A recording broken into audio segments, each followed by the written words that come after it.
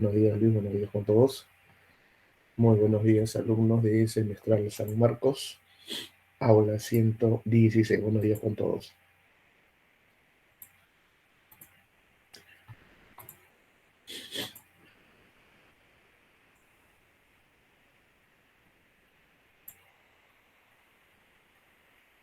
Buenos días, alumnos de Semestral San Marcos. Buenos días, Luis, buenos días, aula San Marcos, Semestral 116. Buenos días. A ver.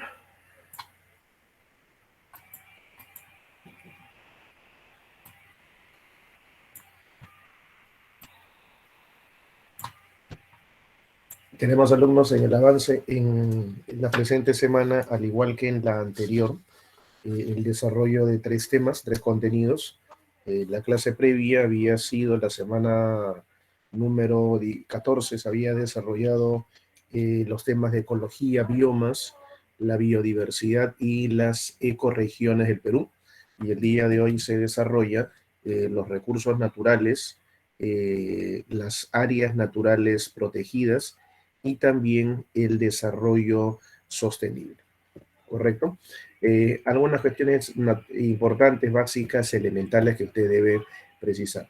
Cuando se habló la semana anterior de los biomas, que son macroecosistemas o conjunto de ecosistemas con un mismo tipo de clima, con un mismo patrón climático, se indicó de que estos biomas van a tener, gracias a la uniformidad del clima que poseen, van a tener una específica cobertura vegetal y esa cobertura vegetal a su vez le va a dar una determinada presencia de fauna, en otras palabras, complementar la biodiversidad. Entonces, un bioma es un conjunto de ecosistemas que bajo un mismo tipo de clima presentan una determinada cobertura vegetal y a su vez una específica distribución de fauna, porque esa flora inicia lo que se conoce como la cadena alimenticia, para la presencia de herbívoros, omnívoros, carnívoros, descomponedores, carroñeros. Se indicó de que los biomas en el mundo se van a distribuir en base a las zonas climáticas, o sea, en base a la distancia al Ecuador. Las zonas de 0 grados a 23 grados 27 minutos son las regiones climáticas tropicales. Las regiones desde los 23 grados 27 minutos hasta los 66 grados con 33 minutos de latitud son las áreas climáticas templadas, y los espacios desde los 66 grados 33 minutos hasta los 90 grados son las áreas de alta latitud y de clima polar. ¿Cuáles son, profesor, esos biomas? Los biomas son en la zona tropical, el bosque tropical lluvioso, también conocido como la selva, o el bosque tropical ecuatorial, o la jungla, o el bosque plurisilva. Luego está la zona de la sabana, el ecosistema o bioma de la sabana. Luego se encuentran los desiertos. Y después, profesor, de los desiertos que está en el límite de la zona de los trópicos, viene el área templada.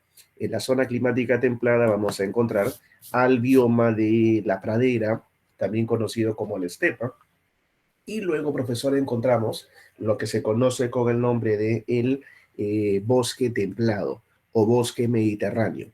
Ese bosque templado está en el límite de lo que vendría a ser, jóvenes, la región de los círculos polares, y luego de terminar la zona de los círculos polares, el espacio del bosque templado, viene alumnos lo que se le va a conocer como el área de el bosque de coníferas, el bosque de coníferas o la taiga, y la zona más fría, la zona de mayor gelidez y de menor concentración de especies, en otras palabras, menos biodiversidad, que es lo que vamos a denominar la tundra, el ecosistema o el bioma de la tundra. Entonces, en función a eso, profesor, vamos a nosotros ir recordando algunos tópicos, algunas cuestiones importantes sobre la biodiversidad. La zona de mayor concentración de flora y mayor concentración de fauna es el espacio denominado, alumnos, el bosque tropical o bosque tropical lluvioso, bosque ecuatorial o selva. Y el espacio de menor biodiversidad es lo que se le denomina como tundra, la zona congelada de nuestro planeta, en las regiones polares. Mientras que, profesor, dentro de un bioma, que es una reunión de ecosistemas, vamos a encontrar también interacciones de seres vivos. El conjunto de los seres vivos se le llama la comunidad biótica o biocenosis, y el conjunto de elementos sin vida se le llama el biotopo. Dentro de todo ecosistema, el lugar específico que ocupa o que es utilizado por una especie para residir se le conoce con el nombre de el hábitat, y la función o el rol que cumple esa especie dentro de ese ecosistema se le conoce como el nicho ecológico, y los límites entre dos o más ecosistemas es lo que se conoce como el ecótono. No olvidemos que hay también una división ecológica muy aparte de la división de biomas del mundo. Hay una división ecológica en el Perú elaborada en 1985 por el doctor pasqueño Antonio Brac, lo que se conoce como las 11 ecorregiones del Perú. 11 ecorregiones, 12 ecorregiones en el mar, llamadas el mar tropical y el mar frío de la corriente peruana, 13 ecorregiones en la costa, conocidas como el bosque tropical del Pacífico, el bosque seco ecuatorial y también el desierto del Pacífico, 13 ecorregiones en la región, en la zona andina, que son la serranía esteparia, la Puna y los Altos Andes y también el páramo, y 13 ecorregiones en el espacio amazónico. Las ecorregiones de la selva son, profesor, en la selva alta, también llamada las yungas, la selva alta o el bosque nublado de las yungas o bosque de la selva alta. Luego tenemos a la selva baja, también conocido como el bosque tropical amazónico, selva baja o bosque tropical amazónico. Y también presentamos a la sabana de palmeras, también conocida como la región chaqueña. De todas estas zonas, la de mayor biodiversidad es la selva baja o bosque tropical amazónico. Atención, a la selva baja o bosque tropical amazónico. Y la región de menor biodiversidad es lo que se denomina como la Puna y los Altos Andes. La Puna y los Altos Andes. ¿Ok? Vamos entonces, alumnos. A ver, la pregunta número 1 que tenemos ahí en la pantalla dice: se encuentra entre climas templados en todos los continentes excepto en la Antártida. ¿Cuál es, alumnos, la respuesta? ¿Qué bioma se encuentra en casi todo el mundo, menos en la Antártida? ¿Es la sabana, alternativa A?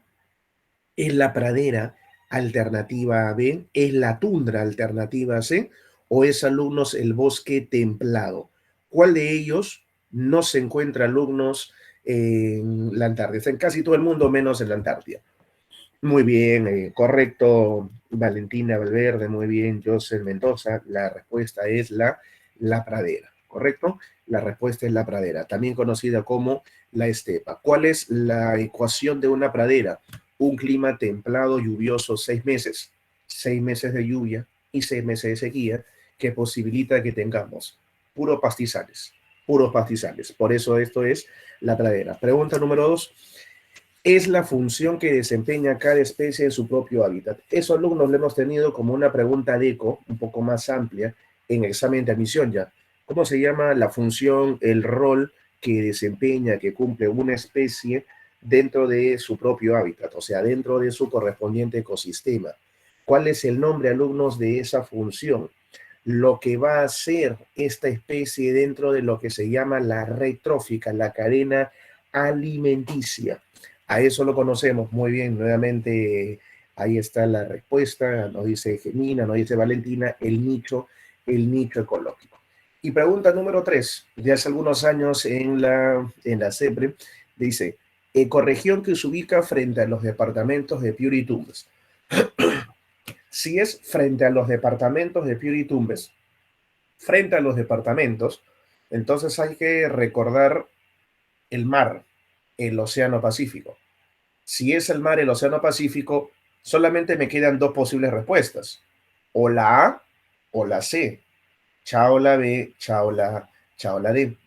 Profe, ¿por qué no puede ser la D? Porque la D y la B son ecorregiones continentales y me están pidiendo por una ecorregión que está frente a los departamentos, o sea, en la zona de costas, en la zona de costas. Y ahí la respuesta, alumnos, ¿cuál va a ser? ¿El mar frío de la corriente peruana o el mar tropical? ¿Cuál es, alumnos, la ecorregión que está frente a Tumbes y Piura? Influenciado por la corriente del Niño, con temperaturas de aguas de 24 grados Celsius, las aguas son calurosas y por consiguiente la respuesta es el mar tropical. Muy bien, Valentina. Es la ecorregión del mar tropical. La ecorregión con más de 300 diferentes variedades de peces en comparativa a los más de 700 formas de peces que tiene el mar frío de la corriente peruana, hacen que nuestro mar sea un mar de excepcional diversidad biológica. Ahora, vamos a ubicar, alumnos, a las siguientes especies. La primera es la pava de alas blancas. Esto me vas a tú a señalar. ¿En qué ecorregión, alumno, localizamos a la pava de alas, a la pava de alas blancas o la pava blanca, que es una es una ave, es una forma de vida animal que se creyó extinta en el Perú durante más de un siglo y que habita y que reside básicamente en la zona de los algarrobales? ¿Cómo se llama esa ecorregión que abarca los departamentos de Tumbes, los departamentos de Piura, departamentos como Lambayeque y La Libertad? Se extiende desde el Ecuador hasta la cuenca alta del río Marañón. Es una ecorregión, alumnos, ubicada en la costa del Perú. A ver, jóvenes, acá tenemos más de 40 cerebros, así que ya usted tiene que estar en la dinámica de poder desarrollar estas preguntas. ¿Cómo se llama, alumnos, la ecorregión de la costa ubicada de 0 a 2.800 metros de altitud? De 0 a 2.800 metros de altitud, en los que reside, alumnos, la pava de alas blancas, que es la especie que tenemos ahí en pantalla. Un ave que incluso está dentro de la colección de monedas de un sol del Banco Central de Reserva del Perú. Es una especie vulnerable en nuestro país, así como tenemos al mono choro de cola amarilla, el cocodrilo de Tumbes, a las vicuñas en esta colección de monedas. También, alumno, tenemos a esta ave llamada la pava de alas blancas. La pregunta es, ¿en qué ecorregión está, jóvenes, esta forma de vida? Ajá, muy bien, Diego Araujo. Ahí vamos a encontrar al bosque seco ecuatorial. El bosque seco ecuatorial, ¿correcto? Ya, a ver, una más. Ya la siguiente ya la completamos muy rápido, pues un poco más complicado. La siguiente. La especie que está en el centro es uno de los pocos mamíferos que come insectos en el Perú. Ese mamífero, alumno, se llama la musaraña. La musaraña. Y esa musaraña, alumnos, está en la ecorregión menos conocida dentro de la obra de Antonio Brac. Es una ecorregión andina que solamente está entre Piura y Cajamarca, en la frontera con el Ecuador. Aunque esa ecorregión andina muy fría pero húmeda, se va por Ecuador, Colombia y llega hasta Venezuela. Muy bien, excelente. Muy bien, Valentina, muy bien, Diego. Se llama él el páramo. Se le conoce con el nombre del páramo. Y la siguiente especie, profesor, que tenemos ahí en pantalla es, alumnos, el ceibo. Y esto, profesor, vamos a encontrarlo en el bosque tropical del Pacífico, aunque también lo vamos a encontrar en el bosque seco ecuatorial. Hoy nos toca desarrollar, damas y caballeros, lo que son los recursos naturales, el manejo de los recursos naturales, el desarrollo sostenible y también, alumnos, las ANP, las áreas naturales protegidas. Ahora, ¿qué es un recurso natural? Lo entendemos como todo elemento, todo componente que sea proporcionado al ser humano y que vaya a ser de utilidad, de uso, para poder satisfacer nuestras necesidades. Un recurso natural entonces se define como todo componente brindado por la madre tierra, por la madre naturaleza, y que tenga un fin, un destino, una utilidad para la humanidad. Profesor, ¿una roca puede ser un recurso natural? Sí, porque ese recurso natural, esa roca, si es llamada caliza, permite obtener cemento, Si es una roca llamada granito o una roca llamada basalto, permite obtener alumnos concretos. O sea, o si es una roca llamada el mármol, también es utilizado para elaborar, por ejemplo, edificaciones, acabados de construcciones. Todo componente que sea brindado por la tierra y que a su vez ese componente nos genere un rédito, un beneficio, un uso para satisfacción de necesidades, se convierte en un recurso natural.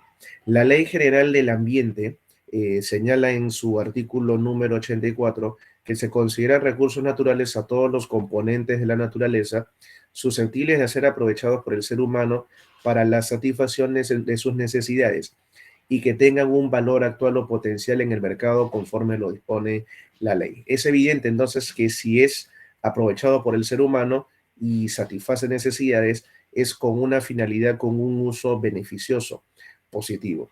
Yo también podría ahí agregarle el marco normativo de la máxima ley que tiene nuestro país, el máximo documento jurídico que tiene todo Estado, que es su constitución política.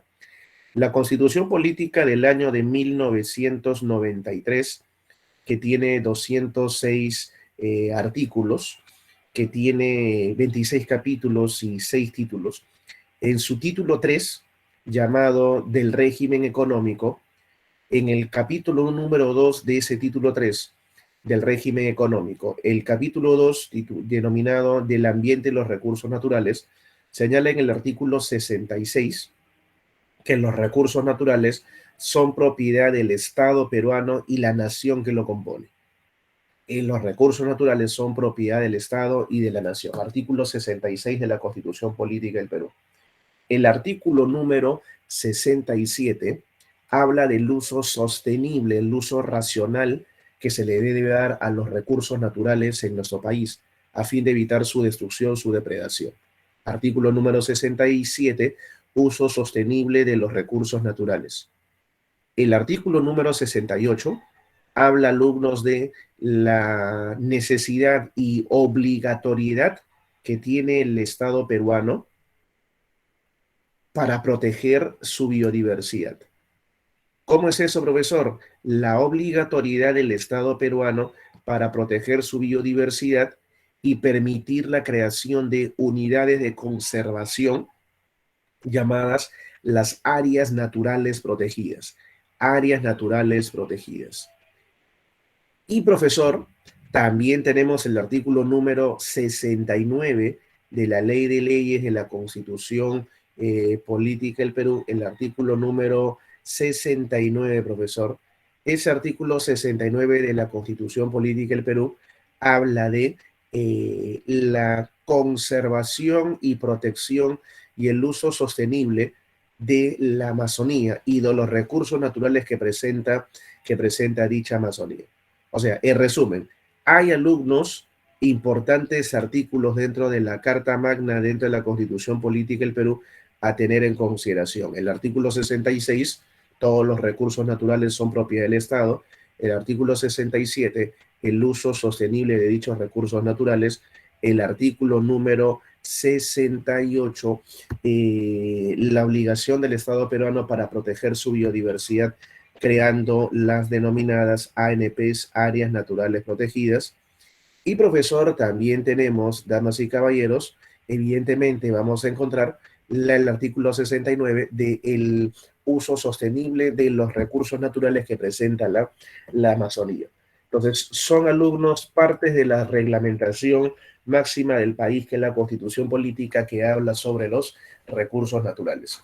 Unos recursos naturales que se pueden clasificar en diversos criterios. El primero de ellos, que es el más conocido y que nos ha venido unas cuantas veces en el examen de admisión, son los recursos naturales según su origen, según su génesis. Ahí vamos a encontrar, alumnos, a tres grandes grupos: los recursos naturales de origen vegetal, los recursos naturales de origen animal y los recursos naturales de origen mineral. San Marcos nos ha preguntado sobre estos recursos naturales según su origen, en base a su localización por macroregiones naturales. Macroregiones por recursos, por macroregiones naturales y su distribución, por ejemplo, ¿no? En la región costa, en la región sierra y en la región selva, ¿qué recursos naturales, vegetales, animales o minerales vamos a encontrar? Por ejemplo, en la región costa de 0 a 500 metros encontramos recursos naturales vegetales como el algarrobo, principal vegetal, principal árbol alumnos del ecosistema del bosque seco ecuatorial. Tenemos alumnos al manglar, exponente de la costa norte de nuestro país. Tenemos vegetales como la totora, alumnos que crece en las playas de Huanchaco, Trujillo, La Libertad. Tenemos vegetales como el hualtaco, que es utilizado para elaborar triple A. Entonces, esos recursos vegetales en la región costa, podemos mencionar, está o al hualtaco, está la totora, se encuentra el manglar, se encuentra también el algarrobo. Vegetales, profesor, ahora recursos naturales en la sierra. Desde los 500 hasta los 6.768 metros de altitud, la sierra presenta alichu, pastizal muy importante para la alimentación de los auquénidos. Tenemos también dentro de la región natural de la sierra a recursos naturales vegetales como la totora nuevamente, que está en la puna. También tenemos la puya raimondi, tenemos la maca, como expresiones de la biodiversidad vegetal en la región andina. Mientras que la selva, que es el espacio más biodiverso, va a presentar la Amazonía entre los 1000 y los 80 metros de altitud, expresiones como el cedro, el árbol más usado, o la caoba, el árbol de mejor calidad en su madera, o la lupuna, que es el árbol más alto de nuestro país, o también, profesor, el caucho, tenemos a la uña de gato, como expresiones, manifestaciones del recurso vegetal en la selva. Ahora, el recurso animal. En la costa peruana tenemos a el cocodrilo americano, podemos encontrar también alumnos a el cocodrilo americano, los cangrejos de río en la zona de Tumbes, y también encontramos a los camarones de río, en ríos como el Cañete, que está acá al sur de Lima, o los ríos arequipeños como el Majes, como el Ocoña. También podríamos incluir como una extensión de la región costa al mar de Grau, ubicaríamos a la anchoveta, la sardina, al bonito, peces de agua fría, y podríamos agregarle al atún, al mero, al perico, como peces de agua, alumnos, aguas cálidas. El recurso animal en la sierra está comprendido de 500 a 6.768 metros con los auquénidos o camélidos sudamericanos, como las vicuñas, los guanacos, las alpacas y las llamas. En la región sierra también podemos encontrar roedores como el cuy, como la vizcacha, como la chinchilla, o peces como el suche, el ispi o la misma trucha, ¿no? Que es importada, traída de América del Norte. Y en la selva ubicaremos en el recurso animal de 1000 a 80 metros de altitud la existencia de paiches, pirañas, tilapias, peces, reptiles como el caimán negro, ofidios como la anaconda, dentro de la biodiversidad de la Amazonía. Y sobre los recursos minerales, podemos encontrar en la costa, en la sierra y en la selva. En la costa, recursos minerales en el Perú de 0 a 500 metros, recursos minerales energéticos como el petróleo y el gas natural, en los relieves que están en lento proceso de levantamiento epirogénico, que son los tablazos. Y también tenemos en las depresiones recursos minerales no metálicos como los fosfatos y la sal, mientras que en los desiertos tenemos recursos minerales no metálicos como la roca caliza. Entonces, en la región costa tenemos principalmente minerales no metálicos y minerales energéticos. En la sierra, recordemos nosotros que la región andina es un espacio de excepcional concentración de minerales metálicos debido a la presencia en la cordillera de los Andes. Siempre la existencia de un sistema montañoso conlleva a una dinámica de convergencia, colisión, subducción de placas tectónicas, o sea, choque de placas tectónicas. Y la colisión o el choque de placas tectónicas genera una compresión y una generación de diversos minerales metálicos, como es el caso, alumnos, de el cobre, el mineral más importante del Perú, el oro, la plata, el hierro, el zinc, el estaño.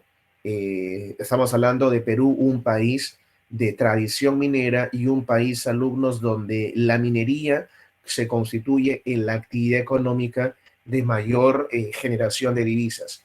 Y no solamente es en el Perú, sino en muchos países del mundo donde encontraremos sistemas montañosos, sistemas cordilleranos, porque hay siempre una relación entre la convergencia de placas, el choque de placas, que ocasiona la formación orogénica, la orogénesis para el desarrollo de los plegamientos en las cordilleras, y eso a su vez trae consigo la presencia de yacimientos mineros metálicos. Por eso que en el Perú la zona más importante para la minería es evidentemente los espacios andinos. Mientras que luego tendremos alumnos en la selva, en la Amazonía, desde los 1000 hasta los 80 metros, la existencia de lavaderos de oro en el departamento de Madre de Dios, y también alumnos concentración de hidrocarburos, concentración de petróleo y de gas natural. ¿En dónde, profesor? En Loreto, por ejemplo, principalmente alumnos en las regiones de la selva baja que todo el año están inundadas, que se conoce con el nombre de las Tahuampas, zonas pantanosas inundadas todo el año permanentemente. Ahora, el Ministerio de Agricultura y Riego, cuyas siglas la tenemos ahí en pantalla, el MINAGRI, Ministerio de Agricultura y Riego, lo hemos colocado de esa manera porque esta clasificación fue hecha ya hace varios años atrás. Ahora, si tú googleas, inmediatamente te van a decir, ya no se llama Ministerio de Desarrollo, Ministerio de Agricultura y Riego. Ahora ha cambiado. ¿Cómo así, profesor? Observa, el ministerio se llamaba Ministerio de Agricultura y Riego, pero desde el año pasado,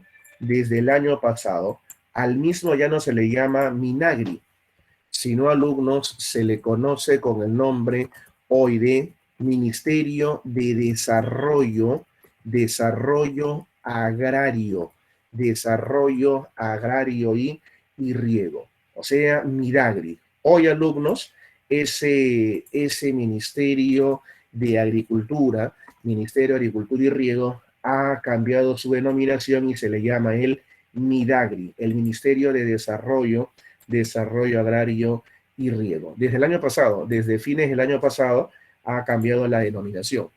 Profe, ¿y qué hizo este ex Ministerio de Agricultura y Riego, hoy Midagri? Clasificó a los recursos naturales según su capacidad de renovación en dos grandes grupos: los recursos renovables y los recursos no renovables. Los recursos renovables son aquellos que pueden ser utilizados en forma sostenida por periodos de tiempo notables, considerables. O sea, pueden ser utilizados sostenidamente de manera perenne a lo largo de una buena cantidad de años en adelante a partir de su explotación. Y esos recursos, profesor, pueden ser renovables de naturaleza biótica o renovables de naturaleza abiótica. Renovables de naturaleza biótica como los animales, la fauna, como las plantas, la flora y los microorganismos, debido a la capacidad de reproducción que tienen, pueden ser utilizados en el tiempo sostenidamente. Mientras que los recursos renovables abióticos son aquellos alumnos como el agua, como la energía, principalmente la energía solar y el suelo, que pueden también ser aprovechados de ahora en adelante y de una manera regular, sostenida, debido a su gran disponibilidad, su gran cantidad presente en la madre naturaleza. Profesor, esos son los recursos, en este caso, renovables bióticos y renovables abióticos. Sí. Luego existen, profesor, los recursos no renovables, que son aquellos que al explotarse para su uso, para su utilización, empiezan a disminuir rápidamente, considerablemente, en su disponibilidad en la madre naturaleza, en el ambiente jóvenes natural. Estos recursos, profesor, no renovables, se pueden clasificar en recursos minerales como el oro, como la plata, como el zinc, el estaño, el cobre, y también alumnos y también jóvenes, los recursos energéticos, que básicamente también son recursos minerales, ¿no? Pero minerales energéticos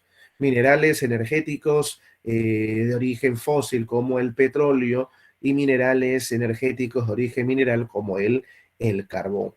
Esto, alumnos, es la clasificación que establece el ex Minagri, ex Ministerio de Agricultura y Riego, hoy llamado, alumnos, Midagri, ¿no? Ministerio de Desarrollo Agrario y Riego.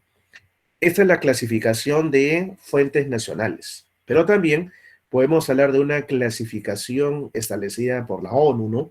Que habla de los recursos naturales según su capacidad de regeneración, según su capacidad de regeneración. Ahí vamos a encontrar, profesor, tres grandes grupos: los recursos renovables, los recursos semi-renovables y los recursos no renovables. Los recursos, profesor, renovables son aquellos que a partir de su uso, a partir de su utilización, pueden mantenerse su extracción, su aprovechamiento, debido a que van a mantenerse constantes, permanentes a lo largo del tiempo. Estos recursos, si es que son aprovechados, no tienen dificultad en poderse regenerar. Es ahí, alumnos, donde encontraremos tres expresiones, tres variantes: los recursos renovables fijos, los recursos renovables variables y los recursos renovables inagotables. Los recursos renovables fijos son los que se mantienen, jóvenes, constantes, y esos recursos renovables fijos, alumnos, son el aire, y dentro del aire tenemos un componente que es el clima. El aire, profesor, el conjunto de gases que conforman la atmósfera, y dentro de ese aire, alumnos, encontramos al clima, que es el estado promedio de los tiempos atmosféricos en una región a lo largo de al menos 30 años. Acá, alumnos, hacemos una básica, una elemental pregunta para usted. El Perú, alumnos, dentro de la diversidad de climas, ¿es, jóvenes, un país que tiene pocos climas o es un país, alumno, que tiene muchos climas? A ver, veo su respuesta. ¿Perú, alumno, es un país que tiene pocos climas o es un país, alumno, que tiene muchos climas? ¿En qué categoría se encuentra nuestro país? Muy bien, tenemos muchos climas. Por eso, ya en examen de admisión, en una ocasión recuerdo que preguntaron cuáles eran los potenciales recursos naturales que tiene nuestro Perú, y colocaban microclimas. Ah, profe, ¿qué? Los climas. Los climas también es, alumnos, un potencial recurso natural. Los climas. Profesor, ¿y en qué sentido? Mira nada más esa tercera imagen de la derecha. Profe, esas son aspas, son molinos de viento, ¿sí? El viento es energía eólica, pues. Y la energía eólica, alumnos, tiene que ver con el clima. Podría ser también algo más, un poco más todavía acucioso. Antes de la energía eólica, tú estás viendo que hay energía hidroeléctrica. Y las hidroeléctricas, la hidráulica, tiene que ver con la generación de electricidad a partir del caudal de los ríos. Y ese caudal de los ríos, alumno, caudal de los ríos, y también la pendiente del terreno, el caudal está en función a las lluvias. Y las lluvias, la precipitación, tiene que ver con el clima, pues. Por eso que y el clima, profesor, también genera diferentes variedades de suelos.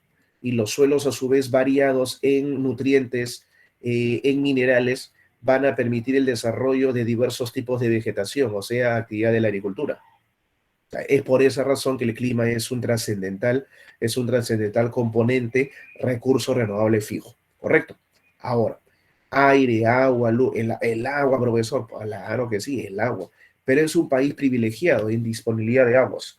No solamente tenemos aguas saladas, aguas intercontinentales, en los océanos, en los mares, sino también tenemos aguas continentales. Tenemos alumnos aguas continentales lóticas, los ríos, las vertientes hidrográficas. Tenemos jóvenes aguas continentales lénticas, los lagos y las lagunas. Tenemos aguas continentales freáticas y tenemos aguas subterráneas, no aguas freáticas, y tenemos aguas continentales criogénicas que vienen a ser los glaciares. O sea, el agua también, alumnos, es un importante recurso renovable fijo, es lo que se llama la hidrosfera, la disponibilidad de agua en la hidrosfera. Los recursos naturales renovables variables son aquellos que pueden modificarse, pueden cambiar su número en base a su uso y en base a una sobreutilización de los recursos, o sea, una sobreexplotación de esos recursos. Ahí vamos a encontrar, alumnos, dos expresiones. Lo que se conoce con el nombre de la flora, o sea, profesor, la vegetación, y lo que se llama, alumnos, la fauna, en este caso, el recurso animal. ¿Correcto? Profesor, ¿y eso qué podría traer como resultado? Que si el recurso renovable es variable, alumno, eso se creía, al decir renovable, profe, si es renovable, entonces lo puedo utilizar siempre y no pasa nada, ¿no? Tranquilo, profe, no se va a destruir, no va a desaparecer. No, puede desaparecer. Si hacemos una sobreexplotación del recurso, podemos llevar a la desaparición a esa expresión de recurso renovable variable, como es el caso del árbol de la quina, el árbol del escudo peruano, que es un ejemplo de flora. O alumnos, la puya Raimondi, que es otro ejemplo de flora. Y en la fauna, uy, ni qué decir, ¿no? En la fauna hemos llevado a la amenaza, a la vulnerabilidad, a esta forma de vida que está en el escudo peruano, la vicuña, al cocodrilo americano, al delfín rosado, al caimán negro, a la chinchilla, a la vizcacha, en la región andina. O sea, profesor, estamos hablando que los recursos variables, cuando son sobreexplotados, podrían tener un peligro de extinción, un peligro de desaparición de estos recursos en la naturaleza. Mientras que por eso se habla de un uso sostenible, un uso racional de los recursos naturales. Y luego tenemos los recursos renovables inagotables, que son fuentes alternativas de energía, como es el caso de la energía solar, como es el caso, alumnos, de la energía hidroeléctrica, la energía hidráulica, la energía, alumnos, eólica, y también, alumnos, tenemos a la energía geotérmica, el calor de los volcanes, los gases, la energía mareomotriz, la fuerza de las mareas, y la energía undimotriz, alumnos, la undimotriz, alumnos, que es la fuerza de las olas. Luego están los recursos semirrenovables. Los recursos, profesor, semirrenovables, sí, semirrenovables. Son aquellos recursos que tienen la capacidad de reconstituirse, regenerarse en periodos intermedios de tiempo que vienen a ser desde una década hasta un siglo, de una década hasta un siglo. Ahí tenemos, damas y caballeros, a los recursos semirrenovables. Profe, ¿qué ejemplos podemos encontrar de recursos semirrenovables? Solamente uno, que es el suelo, la capa edáfica, la capa externa de la corteza terrestre, conformada, jóvenes, por materia orgánica, en este caso microorganismos, y materia inorgánica, alumnos, inorgánica, que vendría a ser, jóvenes, materia inorgánica, que vendría a ser los minerales. Es entonces, profesor, el recurso natural, suelo, alumnos, un recurso semirrenovable. Mientras que los recursos no renovables son aquellos, jóvenes, recursos que pueden regenerarse, reconstituirse, pero en largos periodos de tiempo. En este caso, alumnos, estamos hablando de miles o millones y millones de años, ¿correcto? Miles o millones de años. Es ahí, profesor, que vamos a encontrar recursos no renovables, profesor, o recursos estratégicos, como los recursos metálicos, los recursos metálicos, los recursos metálicos. Eh, Señor Sotomayor, si habla de recurso renovable aparente, son los variables. Los recursos renovables aparentes son los variables. Renovables aparentes son los variables. Recursos renovables aparentes o variables, como la flora y la fauna, principalmente. ¿Correcto? Profe, los recursos entonces, profe, lo que pasa es que el suelo es un recurso mixto, pues. El suelo no solamente es minerales, sino también elementos, no solamente son elementos abióticos, sino elementos bióticos. Y por eso que el suelo es la singularidad de los recursos semirrenovables. Es el único recurso semirrenovable que se va a presentar. En la clasificación del Ministerio de Agricultura y Riego, ex Minagri, hoy Ministerio de Desarrollo Agrario y Riego, sería un recurso renovable el suelo. Pero dentro de la clasificación que estamos presentando en estos momentos, que viene a ser la de la ONU, es un recurso semi-renovable. Profesor, los recursos no renovables son estratégicos porque tienen una gran relevancia, una gran importancia para el desarrollo industrial fundamentalmente. Hay recursos no renovables metálicos como el oro, el cobre, la plata, el hierro, el zinc, el estaño. Hay recursos minerales no metálicos como la caliza, el fosfato, la sal, el mármol, y hay recursos no renovables energéticos, como es el caso del petróleo, del gas natural y el carbón. El más importante, evidentemente, para las divisas, para las actividades, para la economía peruana, es alumnos del recurso no renovable o estratégico, por la tradición minera que vamos a presentar como país, como Estado. El problema, el inconveniente es de que no estamos manejando adecuadamente estos recursos naturales, ocasionando un perjuicio a la naturaleza, como es el caso de la depredación. La depredación es el proceso de destrucción de los recursos naturales en nuestro planeta, principalmente debido a el uso irracional, el uso excesivo de estos recursos naturales. ¿Y por qué razón, profesor, se usa excesivamente, se usa irracionalmente estos recursos que están llevando a su desaparición, a su destrucción a los mismos? Ah, se está dando alumnos por un proceso de incremento en la población, incremento en la población, y que es reconocido como la explosión demográfica. Reitero nuevamente, cuando hablamos nosotros del planeta Tierra, la Tierra hoy, alumnos, tiene más de 7.800 millones de habitantes. Más de 7.800 millones de habitantes, así como lo escucho. Más de 7.800 millones de habitantes. De esa población, más de la mitad, ojo, más de la mitad viven en el continente asiático, más de la mitad, ¿correcto? Más de la mitad de alumnos viven en el continente asiático. Y esta, profesor, población cada vez es más numerosa. Vamos a recordar, alumnos, que en los últimos jóvenes años, la población en el mundo está creciendo a un ritmo muy acelerado, muy, alumnos, acelerado. Estamos refiriéndonos, jóvenes, a un incremento en la población cada año equivalente a todo el volumen absoluto de seres humanos en México. O sea, cada año está apareciendo una población en volumen equivalente a toda la población de México, más de 120 millones de habitantes por año. Y estos 120 millones de habitantes por año más es, alumnos, en otras palabras, alumnos, 120 millones de bocas más que alimentar año tras año, año tras año. Y eso evidentemente, jóvenes, trae consigo una influencia sobre qué, profesor, sobre, en este caso, la exigencia que le damos a la naturaleza, explotando los recursos naturales. Profesor, una consulta. O sea que cada vez nosotros tenemos más exigencia de recursos naturales, más exigencia de recursos naturales. Eh, un ejemplo de esto. Tu alumno de semestral tienes la capacidad, evidentemente, de poder diferenciar. ¿Quién utiliza más recursos naturales?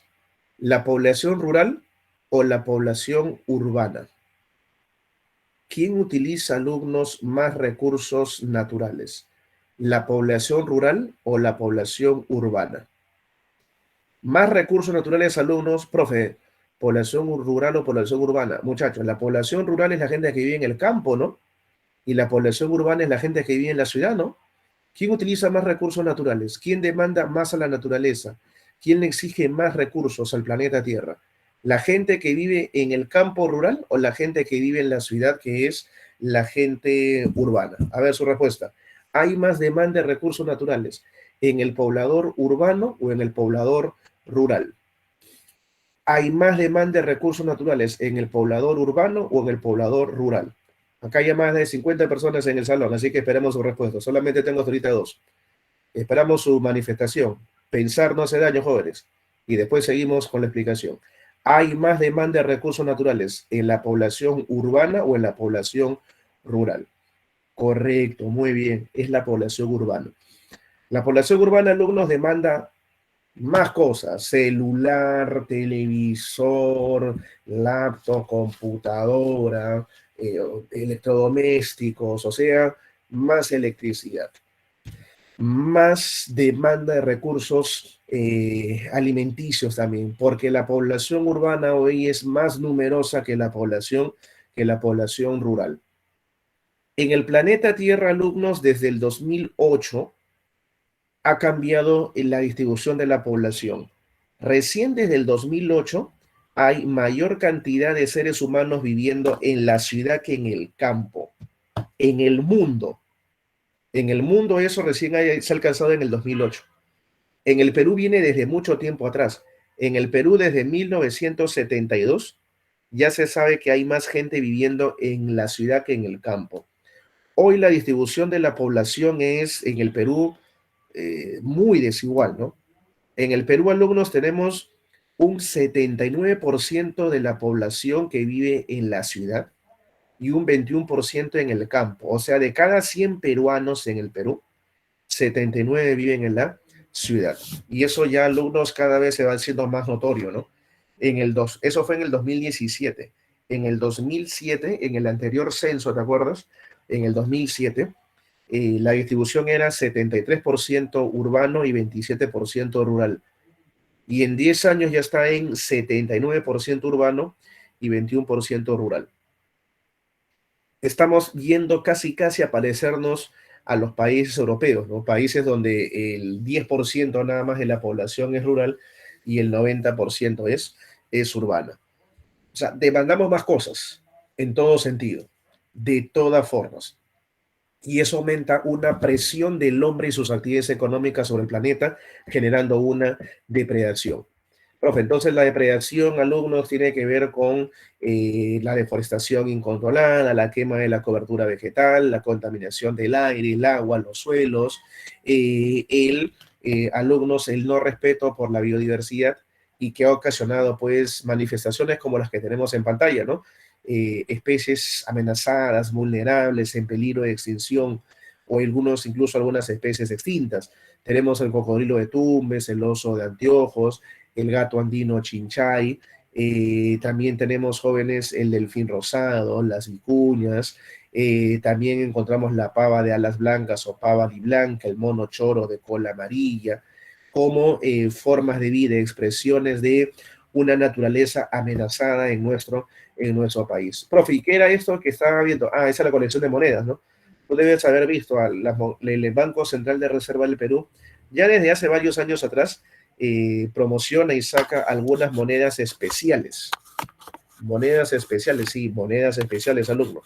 Monedas, alumnos, especiales que tienen, por ejemplo, figuras de restos arqueológicos o de monumentos históricos o de las riquezas de nuestro Perú, y también de especies amenazadas, especies vulnerables, como las que tenemos en pantalla y acabamos de mencionar. Son monedas de un sol especiales, que tienen el mismo valor, ¿no? Tienen el mismo valor nominal de un sol, ¿no? Pero a veces cuando estás pagando llegan a tus manos una moneda que es diferente al resto, ¿no? Y son estas monedas de colección, monedas de un sol. La deforestación, profesor, ¿qué cosa viene a hacer?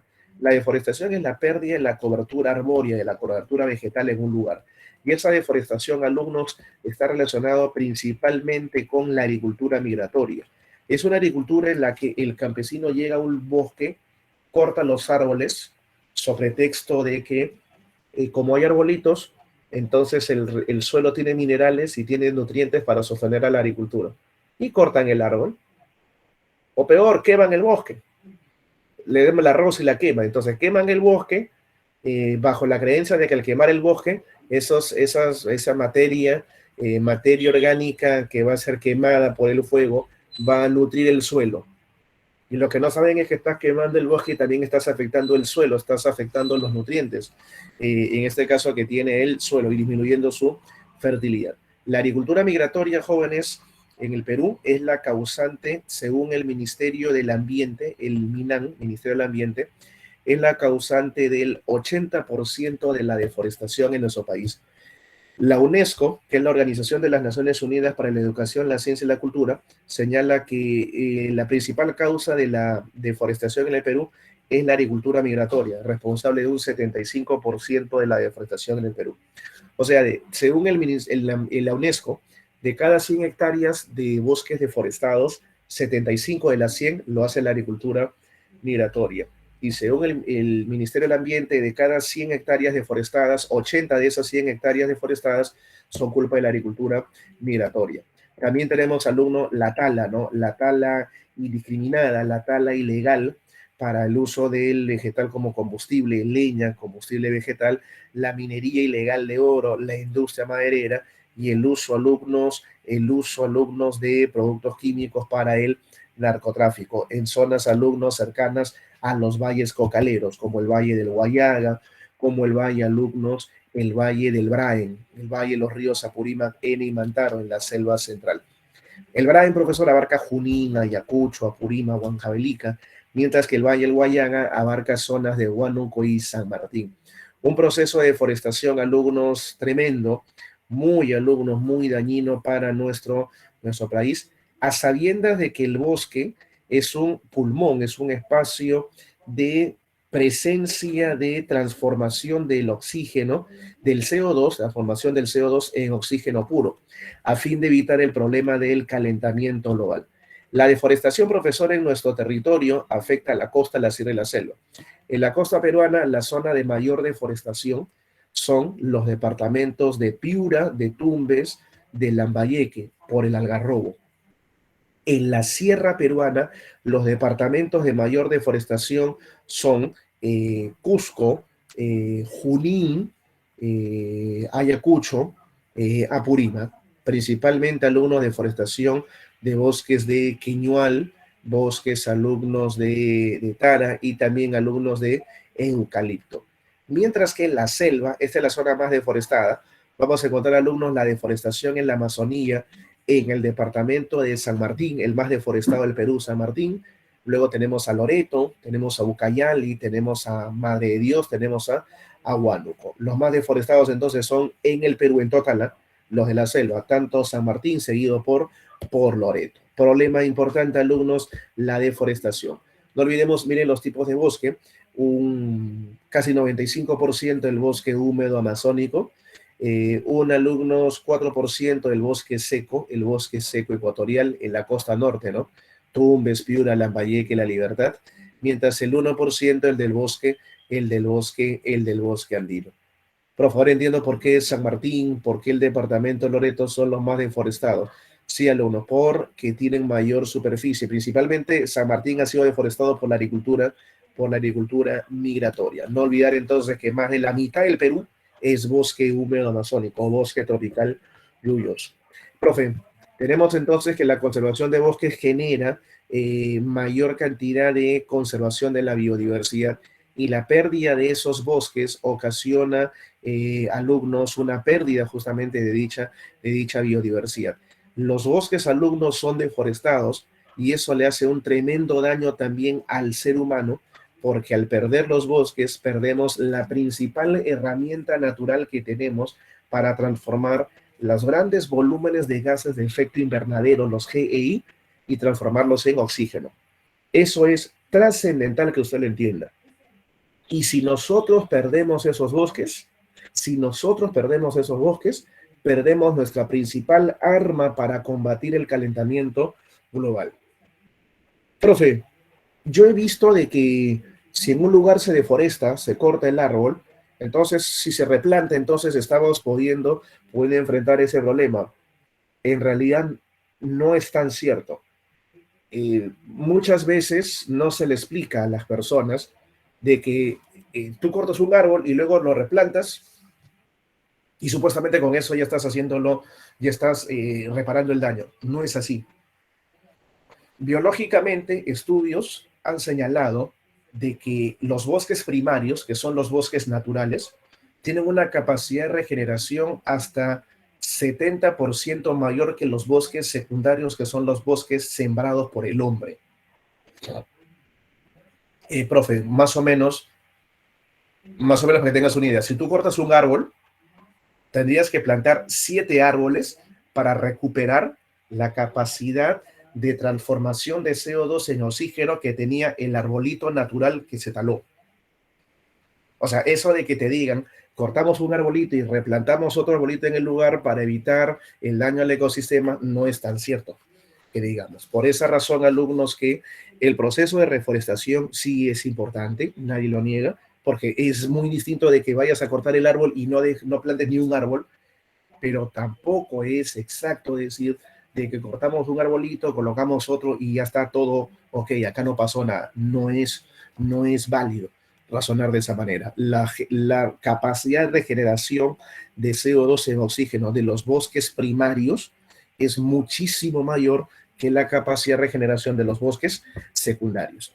Profe, ¿qué es la desertificación? La desertificación es la pérdida de la capacidad productiva de un suelo para la agricultura, para la ganadería, para la forestería, como resultado de, por ejemplo, ¿no? La salinización de suelos. La salinización de suelos, como resultado del sobreriego de tierras. La salinización, alumnos, ¿qué cosa es? La concentración de sales por el uso excesivo del suelo al haberlo irrigado en gran medida. También, alumnos, tiene que ver la desertificación con la deforestación. Hay desertificación también por el sobrepastoreo, el llevar demasiados animales a un territorio que empiezan a restarle nutrientes al espacio natural, a la capa edáfica, y también, alumnos, el proceso de urbanización. El crecimiento de las ciudades también está generando una pérdida, alumnos, de nutrientes en el suelo. ¿Dónde tenemos, alumnos, afectaciones de la desertificación? Escucha bien, ¿eh? Hay desertificación en la costa peruana, en casi todos los departamentos, Tumbes, Piura, Lambayeque, tenemos en Lima, tenemos en Ica. Tenemos también desertificación en la sierra, profesor, sí, en la sierra vamos a encontrar, alumnos, desertificación por sobrepastoreo en las mesetas, en Puno por el Collao, en Junín por la meseta del Bombón, en Ayacucho por la meseta de Pampa Galeras, en Huancavelica por la meseta de Castrovirreina. Y también tenemos, alumnos, desertificación de los suelos en la selva por la deforestación, en San Martín, en Huánuco, en Loreto, en Ucayali. Escucha, la desertificación es la pérdida de la capacidad productiva del suelo por parte de la actividad humana, mientras que hay otro proceso muy parecido que se llama la desertización. Escucha bien, desertización. ¿Qué es la desertización, profesor? Es la pérdida de la capacidad productiva del suelo, pero por procesos naturales de movilidad de las arenas en los desiertos. Sobre el viento, erosión eólica, y la arena cubre zonas, alumnos, de valles, zonas de pampas, y le resta productividad al suelo. Pero eso es un proceso natural de expansión de los desiertos. Por eso, alumnos, una pregunta de la CEPRE de San Marcos hace algún tiempo fue así, ¿no? Le puso verdadero o falso en uno de los exámenes finales. Decían palabras más, palabras menos. El proceso de la desertificación en el Perú solamente afecta a la costa peruana debido a la presencia de desiertos en dicha región natural. Escucha, el proceso de desertificación en el Perú solamente afecta a la costa peruana debido a la presencia de desiertos en dicha región natural. Indícame en el chat, ¿eso es verdadero o es falso? La desertificación solamente afecta en el Perú a la costa peruana porque solamente en la costa hay desiertos. Falso, pues, muy bien. Profesor, eso es recontra falso, incorrecto. Pero varios jóvenes cayeron, más de la mitad marcaron verdadero. Profe, ¿por qué? Porque no entendieron, pues, el concepto, ¿no? Han confundido desertificación, que es un proceso humano contaminante, con desertización. Si al alumno le hubieran dicho la desertización afecta solamente a la costa, eso sí está bien, porque la desertización es el crecimiento natural del desierto, que está naturalmente solo en la costa. Pero el hombre mata el suelo en la costa, en la sierra y en la selva, Y cuando el hombre mata el suelo y genera pérdida de su capacidad productiva, eso ya es desertificación, problema de contaminación. Ah, y me olvidaba, te doy otro proceso contaminante, otro proceso con la madre naturaleza, la salinización de suelos, que es la concentración excesiva de minerales en el suelo por culpa del sobreriego de tierras con aguas de río no tratadas. El agua de río también tiene pequeñas concentraciones de sal. Entonces, cuando entra el agua del río al suelo, el calor evapora el H2O, pero la sal se queda, se sedimenta en el suelo. Y esa sal mata la materia orgánica, mata los nutrientes y genera una pérdida de producción del suelo, lo desertifica. ¿Dónde tenemos salinización? En la costa peruana, en los valles transversales y en las pampas. En la costa, valles transversales y pampas. En Tumbes, Piura, Lambayeque, La Libertad, Ancash, Lima, Ica, agricultura intensiva. En la sierra, en los valles interandinos, profesor, sí, en Junín, El Mantaro, en Cusco, Urubamba. Y en la selva lo tenemos en los valles longitudinales, como el de El Guayaga, San Martín, Huánuco, o el de Altomayo en San Martín, o el de Chanchamayo en el departamento de Junín. La contaminación es la alteración de las condiciones naturales del ambiente, del medio que nos rodea. Esa contaminación puede ser hídrica, contaminación del agua, edáfica, contaminación del suelo, y atmosférica, contaminación del aire. La contaminación del agua, alumnos, es la alteración nociva perjudicial de las condiciones naturales, alumnos, del agua. La contaminación hídrica, contaminación, alteración de las condiciones básicas elementales del agua, causado por aguas servidas, relaves mineros, derrames petroleros, uso de abonos y pesticidas, el vertimiento de detergentes que produce la eutrofización de las aguas, la sedimentación de materiales en suspensión. Yo podría clasificar a esta contaminación del agua en tres grandes grupos. La contaminación de las aguas físicamente, contaminación física. ¿De qué forma, profesor? Por centrales nucleares. Cuando utilizas el agua para enfriar reactores nucleares y esa agua altera sus características, sus propiedades. Por esa razón, alumnos, que han habido desastres ecológicos en los que el agua ha sido alterado en sus propiedades físicas por la radiactividad y ha ocasionado pues un daño tremendo a la biodiversidad, como lo ocurrido en Chernobyl, en Ucrania, en el año 86, o lo ocurrido en Fukushima, en Japón, en el año 2011. La contaminación biológica del agua es, alumnos, a partir de la presencia de microorganismos gastrointestinales en las aguas, servidas en las aguas de los desagües, aguas de uso urbano, ¿no? Y también tenemos, profesor, la contaminación química del agua.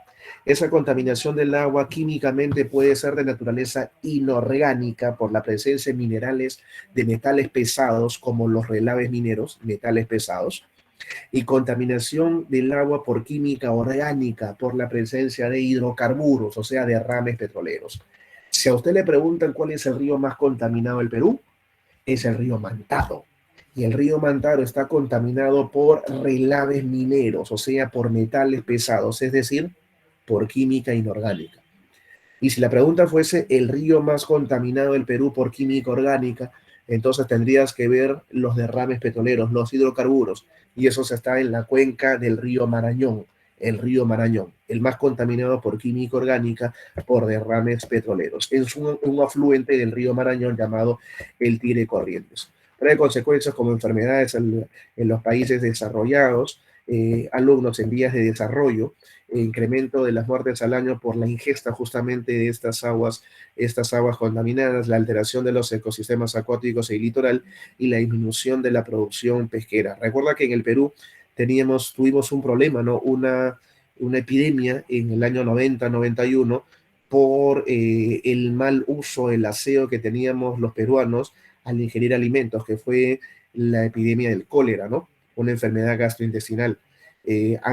Antes en el siglo XX, en el siglo XIX, era mucho más notorio estos problemas gastrointestinales justamente por la contaminación del agua. Hoy en el Perú ha cambiado esa situación, se ha reducido las muertes por aspectos relacionados con enfermedades gastrointestinales. Ya hoy Perú es un país donde, muy aparte del COVID, que es, alumnos, una situación que está afectando a todo el planeta. La enfermedad que más muertes hoy ocasiona en el Perú ya no es como antiguamente era la tifoidea o era alumnos la tuberculosis, sino alumnos hoy es el cáncer, la principal dolencia, la principal enfermedad que genera mortandad, luego evidentemente del COVID, como estoy reiterando. Profesor, dentro alumnos de las medidas para utilizar y para combatir esa contaminación de las aguas, es reducir el volumen de contaminantes, reciclar los contaminantes y reducir el agua residual, o sea, los efluentes urbanos, el agua del desagüe. La contaminación del suelo es la degradación de la capa edáfica a raíz de abonos sintéticos, a raíz de pesticidas, de plaguicidas, en la actividad de la agricultura, también de los relaves mineros, también alumnos de los derrames petroleros y también no olvidar de los desechos industriales.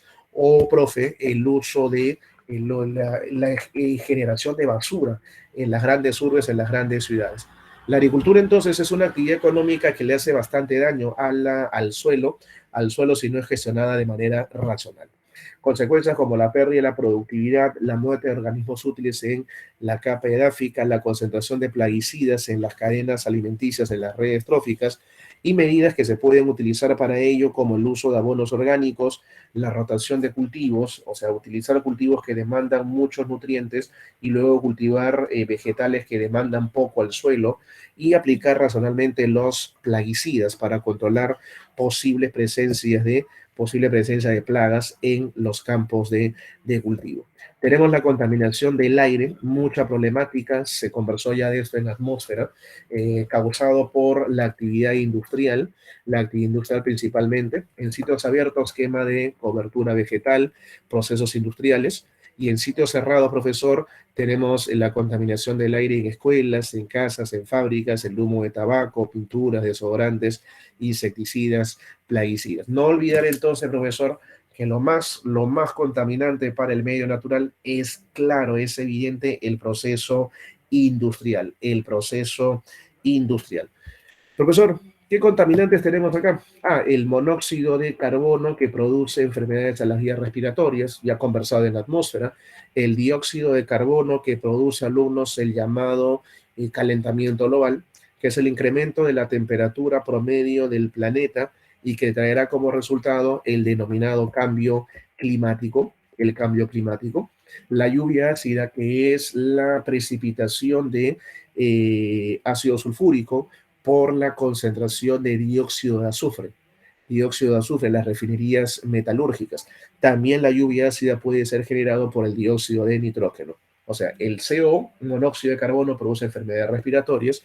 El CO2, dióxido de carbono, juntamente con el CH4, el metano, con el N2O, óxido nitroso, con el CFC, clorofluorcarbono, con el SF6, hexafluoruro de azufre, producen el calentamiento global, mientras que el SO2, dióxido de azufre, el NO2, dióxido de nitrógeno, producen la lluvia ácida. La Oroya, profesor, es una ciudad devastada por la lluvia ácida, y si hablamos, alumnos, del CFC, el clorofluorcarbono, genera la destrucción de la capa de ozono. Ya conversado ello, alumnos, en el tema de atmósfera.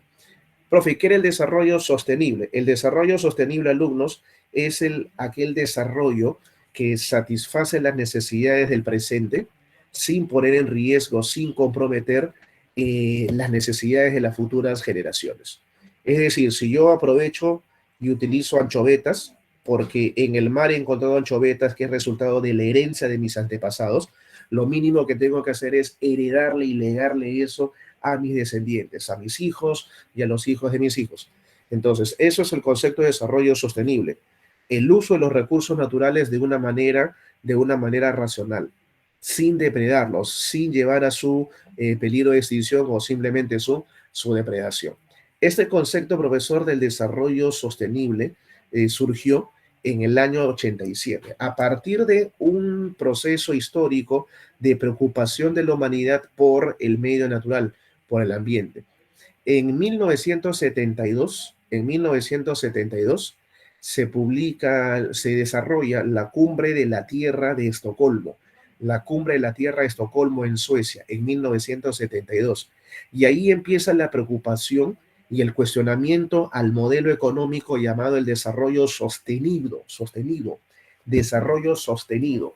El desarrollo sostenido decía de que la Tierra es un planeta cuyos recursos naturales son inacabables. Entonces puedes utilizar los recursos naturales indistintamente porque no se va a acabar el recurso. Pesca nomás, ¿cómo se va a acabar el pez en el mar? Imposible. Corta árbol nomás, ¿cómo se va a acabar los arbolitos en la selva? Es imposible, es un recurso natural inagotable. Y empezamos a depredar el planeta. Y como cada vez había más población y demandaba más recursos, seguía más el proceso de depredación. Ante ello surge el concepto del desarrollo sostenible en 1987, gracias a la Comisión Mundial sobre el Ambiente y el Desarrollo, presidido por la entonces primera ministra de Noruega, Gro Harlem Brundtland. Por eso que a este informe llamado Nuestro Futuro Común, también se le llama el informe Brundtland, donde se habla justamente el desarrollo sostenible. Ese desarrollo sostenible tiene tres pilares cuyos enunciados son formulados en la Cumbre de la Tierra de Río de Janeiro de 1992. El pilar alumnos, el pilar ecológico, el pilar económico y el pilar social. La protección del medio y los cuidados de los recursos naturales, pilar ecológico. La sociedad debe gozar alumnos de justicia y ejercer sus derechos sin discriminación y participación en la toma de decisiones, fundamento social. Y la justa distribución de la riqueza generada por el uso de los recursos naturales, fundamento económico. La confluencia del fundamento ecológico con el fundamento social hace que sea soportable el planeta y la vida sobre él. El pilar ecológico confluye con el pilar económico y hacen que la vida sea viable en la Tierra. Y la confluencia del pilar social con el económico hacen de que la distribución de los recursos sea equitativa. Mientras que la confluencia de los tres pilares forman lo que se conoce como el desarrollo sostenible. El desarrollo sostenible. La Cumbre de la Tierra de Río de Janeiro del año 92, la cumbre verde más grande e importante del siglo XX, tiene varios acuerdos como la Agenda 21, que era un conjunto de 27 objetivos a cumplir en el presente siglo. Esa Cumbre de la Tierra también es el lugar donde se firma el convenio de la diversidad biológica del año 92, el convenio de la diversidad biológica donde se establecen 42 artículos los tres niveles de la biodiversidad. Esa Cumbre de la Tierra también es donde se firma en el año también 92 el convenio marco de las Naciones Unidas para el cambio climático y que luego habría reuniones anuales llamadas las COP, con la COP20 fue acá en Lima y la COP21 que es el famoso Acuerdo de París o la COP3 que es el Protocolo de Kioto. Y profesor, también tenemos jóvenes, en el año 2015 se desarrolla en septiembre de dicho año en Nueva York, en la sede de la ONU, la Agenda 2030, que es uno de los últimos tópicos que ha incluido San Marcos en su prospecto. Es un conjunto de 17 objetivos y 169 metas a cumplir alumnos en el año 2030. Se le llama también los Objetivos de Desarrollo Sostenible o la Agenda 2030. 17 objetivos, 169 metas, ¿no? En los que se basa la importancia del planeta para proteger sus recursos naturales, la relevancia de las personas para poner fin a la pobreza, la prosperidad para asegurar la vida con una buena calidad para los habitantes en armonía con la naturaleza, o sea, desarrollarnos pero sin depredar el planeta. La paz, profesor, promover la justicia, sociedades inclusivas, las alianzas para implementar una sólida agenda de cooperación internacional, pero que lamentablemente alumnos, estos objetivos que estamos viendo acá, mira, 1, fin de la pobreza, 2, hambre cero, 3, salud y bienestar, 4, educación en calidad, 5, igualdad de género, 6, agua limpia y saneamiento, 7, energía asequible y no contaminante, 8, trabajo decente y crecimiento económico, 9, industria, innovación y infraestructura, 10, reducción de las desigualdades, 11, ciudades y comunidades sostenibles, 12, producción y consumo responsables, 13, acción por el clima, 14, vida submarina, 15, vida de ecosistemas terrestres, 16, paz, justicia, instituciones sólidas, y 17, alianza para lograr los objetivos. Se vino abajo con la pandemia, totalmente. Ya el año pasado Antonio Guterres fue bastante claro e hidalgo en reconocer, ¿no? Lo principal, jóvenes, que tenía que combatir el desarrollo sostenible y sus objetivos del desarrollo sostenible era el fin de la pobreza. Y alumnos, la pandemia ha desnudado todas las desigualdades que tiene el planeta, empezando alumnos por cómo se ha ido tratando la enfermedad, no solamente interna, dentro de la interna de cada país, ¿no? Como en cada distinto país, pues en algunos lugares era mejor la atención que en otras, mejor capacidad que en otras. O sea, no había una salud y bienestar equitativa, que era ya bastante conocido, sino que también alumnos tiene que ver con hasta cuestiones tan básicas como la gestión de la salud y el acceso, por ejemplo, a las vacunas, que ya ha sido monopolizado prácticamente por los países desarrollados, ¿no? Con campañas de vacunación mucho más amplias que los países en vías de desarrollo, ¿no? O subdesarrollados. Y esto alumnos ha traído pues abajo todos los buenos augurios, ¿no? Perú tenía alumnos prepandemia. En el 2020, muchachos, teníamos el objetivo de bajar la extrema pobreza a menos de 3%.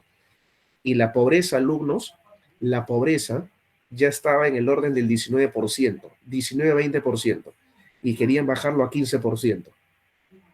Hoy la pobreza está más de 30%, la extrema pobreza está en casi 10%. O sea, estamos en un ritmo, estamos en un nivel como lo que teníamos en el 2009, 2010.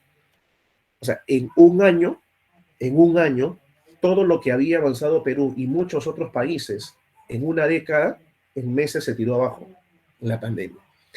Y por esa razón es muy poco probable, Guterres ha dicho casi imposible que se puedan lograr objetivos del desarrollo sostenible como el fin de la pobreza. Lo que se puede sacar de reflexión, o en este caso de aprendizaje, es de que hay pilares que no se pueden negociar. Y me parece que ahí el objetivo del desarrollo sostenible es bien claro, ¿no?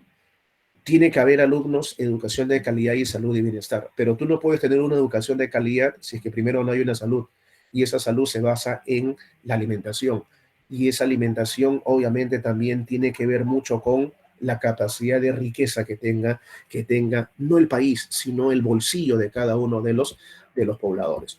En la legislación peruana, alumnos, lo que yo te mencioné, el artículo 66, los recursos naturales son propiedad del Estado. El artículo 6.7, el uso sostenible de los recursos naturales. El artículo número 68, la obligatoriedad del Estado peruano para conservar su biodiversidad, creando áreas naturales protegidas. Y el artículo 69, el uso sostenible de los recursos naturales que tiene nuestra Amazonía. A nivel del Poder Ejecutivo, el Ministerio del Ambiente es el que se encarga de promover la sostenibilidad, alumnos, en el uso de los recursos naturales, el llamado MINAMA, que recién se creó en el mes de mayo del año 2008. Antes de eso, quien se encargaba del medio ambiente era el Ministerio de Agricultura y Riego. Antes se llamaba MINAGRI, Ministerio de Agricultura y Riego, existía el INRENA. Justo, profe, el artículo 6.8 habla de las ANPs, de las áreas naturales protegidas. ¿Qué es una ANP? Una superficie de tierra o una superficie de agua destinada a proteger nuestro patrimonio.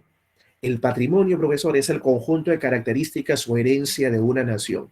Y eso que identifica a un estado, a un país de otros, se basa en el patrimonio natural, que tiene que ver con la flora, con la fauna, con los paisajes, con la biodiversidad que nos lega, que nos brinda la madre tierra. Patrimonio natural. Número dos, también tenemos, profesor, el patrimonio histórico, representado por los lugares donde ocurrieron gloriosos acontecimientos, gloriosos hechos del pasado. Profesor, tenemos patrimonios históricos, Machu Picchu, tenemos algunos las líneas de Nazca.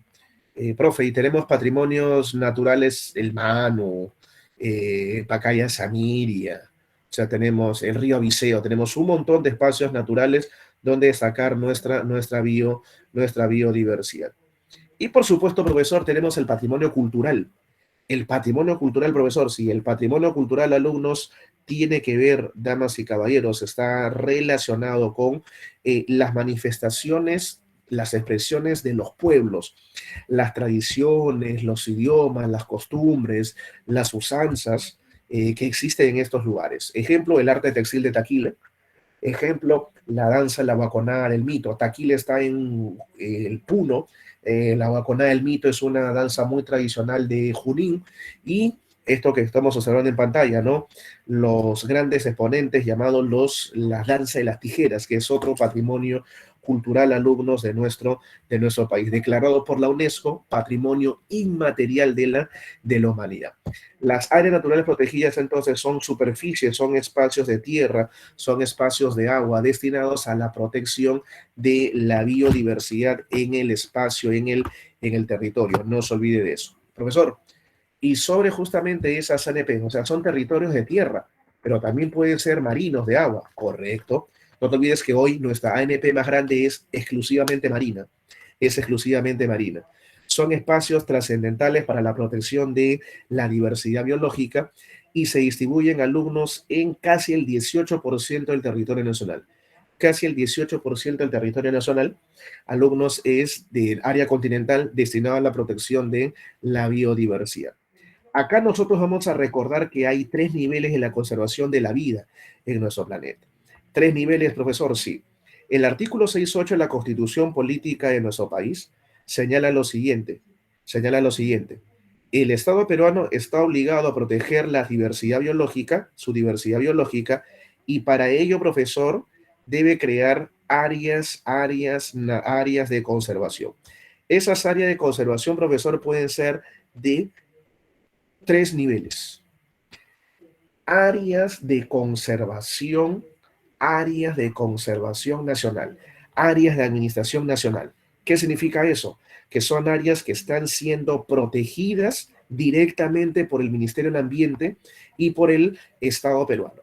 Ejemplo, profesor, de ello, el Parque Nacional de Cutervo, que es la primera área de administración nacional, de conservación nacional creada en el Perú en 1961 en Cajamarca, o la Reserva Nacional de la Dorsal de Nazca, que es la última, alumnos, la última área natural de administración nacional creada en nuestro país. Esa Reserva Nacional de Nazca se ha creado en junio de este año, en junio, el 5 de junio del año 2021, durante las últimas semanas del gobierno de Sagasti, y no solamente es el área de administración nacional última creada, sino el ANP más grande de todo el Perú. Un ANP, alumnos, colosal, tamaño del departamento Arequipa, más de 62.000 kilómetros cuadrados de territorio.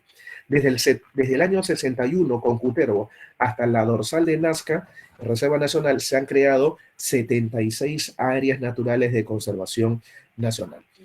Luego tenemos, alumnos, las áreas de conservación regional. ¿Qué es eso, profesor? Son áreas en las que los gobiernos regionales, alumnos, los gobiernos regionales invierten en la protección de la biodiversidad para poder generar ecoturismo en sus espacios. Profe, ¿y quién los autoriza? El Ministerio del Ambiente, y son supervisados por el Ministerio del Ambiente. Profe, ¿cuántas hay? 31. Desde la primera, que se crea en el año 2005, llamado, alumnos, el área de conservación regional de la cordillera Escalera, que está en San Martín, hasta la última creada en julio, el 24 de julio de este año, que se llama, alumnos, la Reserva Comunal del Comunal Alto Tamayo Abujao, el Comunal Alto Tamayo Abujao, que está en el departamento de Ucayali, Pero también el Estado peruano promueve que las empresas, a cambio de reducción de impuestos, puedan invertir en la protección de la biodiversidad. Y esto, profesor, permite la existencia desde el año 2001 de las áreas de conservación privadas. Áreas de conservación privadas que han sido realmente un éxito. Desde la primera área de conservación privada creada en el 2001, llamada Chaparrí, entre Cajamarca y Lambayeque, hasta la última, profesor, llamada Las Lomas de la Quebrada del Río Seco, en el departamento de Lima, Las Lomas de la Quebrada del Río Seco en el departamento de Lima, de creación en julio, en el 9 de julio del año presente, 2021. Las áreas de conservación privadas, alumno, a diferencia de las áreas de conservación nacional y de conservación regional, se crean solamente por 10 años, con opción a que puedan ser renovadas estas licencias por 10 años más. Cada 10 años se renuevan las áreas de conservación privadas, mientras que las de área de conservación nacional y las áreas de conservación regional son creadas a perpetuidad. ¿Y qué institución es la encargada de eso? El Ministerio del Ambiente. MINAM tiene a su vez al Servicio Nacional de Áreas Naturales Protegidas, CERNAN, que es el organismo especializado del MINAN, encargado de la protección del medio natural, y el CERNAM tiene a su vez un sistema llamado SINAMPE, el Sistema Nacional de Áreas Naturales Protegidas por el Estado. El Ministerio del Ambiente tiene organismos como el IGP, el Instituto Geofísico del Perú, el CENAM y el Servicio Nacional de Meteorología y Hidrología, tiene la OEFA, el Organismo de Evaluación y Fiscalización Ambiental, y tiene el CERNAM, que es el Servicio Nacional de Áreas Naturales Protegidas. Ese CERNAM, profesor, tiene al SINAMPE, que es el Sistema Nacional de Áreas Naturales Protegidas. El CERNAM, entonces, es el organismo técnico especializado adscrito al Ministerio del Ambiente, que es la máxima autoridad en la gestión de las áreas naturales protegidas de naturaleza terrestre o naturaleza marina. Y el SINAMPE es, alumnos, el sistema, la conformación de todas las ANPs. Esas ANPs, profesor, Sistema Nacional de Áreas Naturales Protegidas, perteneciente al CERNAM, que forma parte del Ministerio del Ambiente, puede, alumnos, dividirse en tres tipos: las áreas de uso indirecto, las áreas de uso directo y las áreas, alumnos, de uso en estudio. ¿Cómo es eso, profesor? Las áreas de uso indirecto son aquellas en las que los recursos naturales son intangibles, son intocables.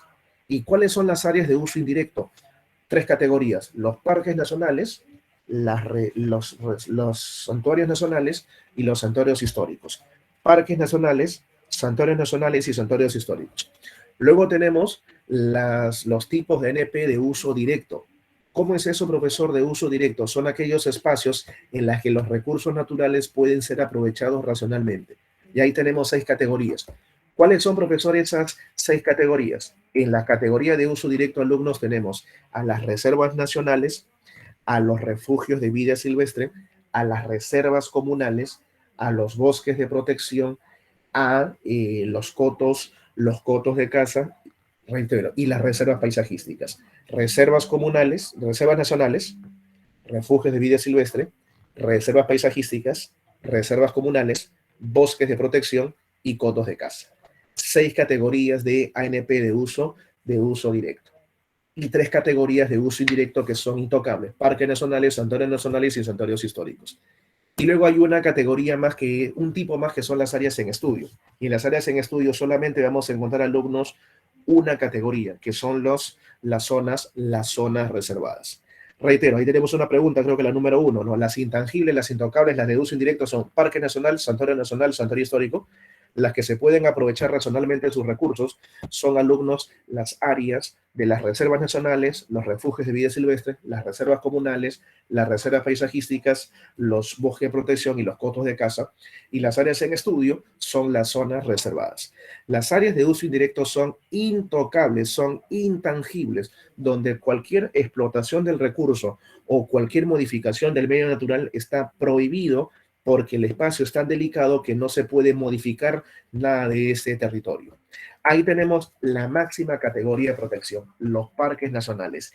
15 parques nacionales que son definidos como áreas intangibles, en las que se protege a todas las asociaciones de flora y fauna, así como la belleza paisajística. Si en un parque nacional hay 10.000 tipos de plantas, 5.000 variedades de animales, todos son intangibles, como el Parque Nacional de Cutervo, alumnos, que está en el departamento de Cajamarca; Tingo María, que está en Huánuco; el Manu Cusco Madre de Dios; el Huascarán, que está en Ancash; el Manu, Huascarán son reservas de biosfera también; Cerro de Motape, Tumbes y Piura también es una reserva de biosfera; Río Viseo en San Martín también es una reserva de biosfera; Yanachaga Chemillén en Pasco también forma parte de una reserva de biosfera; Baguaja Sonene en Puno, Madre de Dios; Cordillera Azul en San Martín, en Ucayali, en Huánuco y en Loreto; Otishi entre Cusco y Junín; Alto Purús, que es el parque nacional más grande entre Ucayali y Madre de Dios.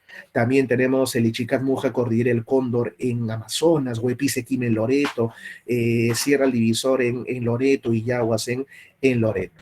Ahí está, profesor, el Parque Nacional de Cutervo, la primera NP creada en el Perú, como lo mencioné, en 1961 en septiembre, y que protege el ecosistema en la cueva de San Andrés en Cajamarca, ANP más antigua del Perú. Luego, profesor, tenemos el conocido Parque Nacional de Yaguas, el último creado de los parques nacionales en el año 2018. Y hasta este año era el ANP más moderno del Perú, hasta que se creó la dorsal de Nazca. Está en Loreto. También tenemos, profesor, el Parque Nacional del Alto Purús, que es la segunda NP más grande del Perú. Entre Ucayali y Madre de Dios es el Parque Nacional más grande.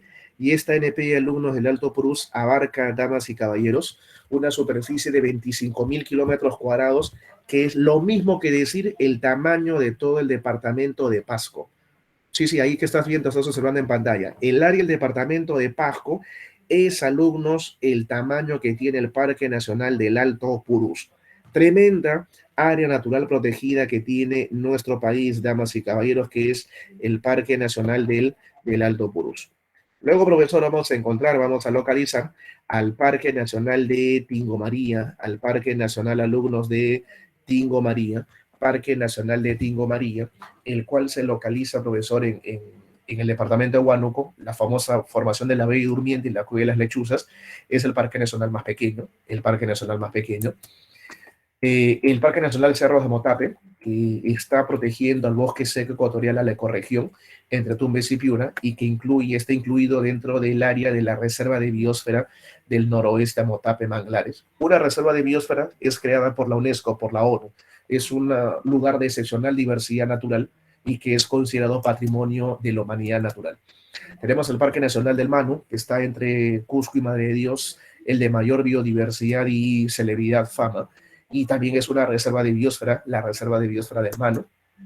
Tenemos al Parque Nacional del Río Liceo, que está en San Martín, que protege el escenario del Gran Pajatén y al mono choro de cola amarilla, y está incluido dentro de la reserva de biosfera del Gran Pajatén, jóvenes, desde 2016. Tenemos al Parque Nacional del Baguaja-Sonene, que está en la frontera con Bolivia y protege entre Puno y Madre de Dios a la ecorregión de la sabana de palmera Baguaja-Sonene. Y por supuesto, profesor, Yanachaga Chemillán, que está incluido dentro de la Reserva de Biosfera Oxapampa, Cayaneche, en Pasco. Los santuarios nacionales, profesor, son 9 en total. Son áreas intangibles en las que se protege ya no a todos los ecosistemas, ya no a todos, sino a una comunidad o a una especie de flora o fauna amenazada. Por eso es un rango un poquito menos que los parques nacionales, que son más estrictos, que protegen a todos.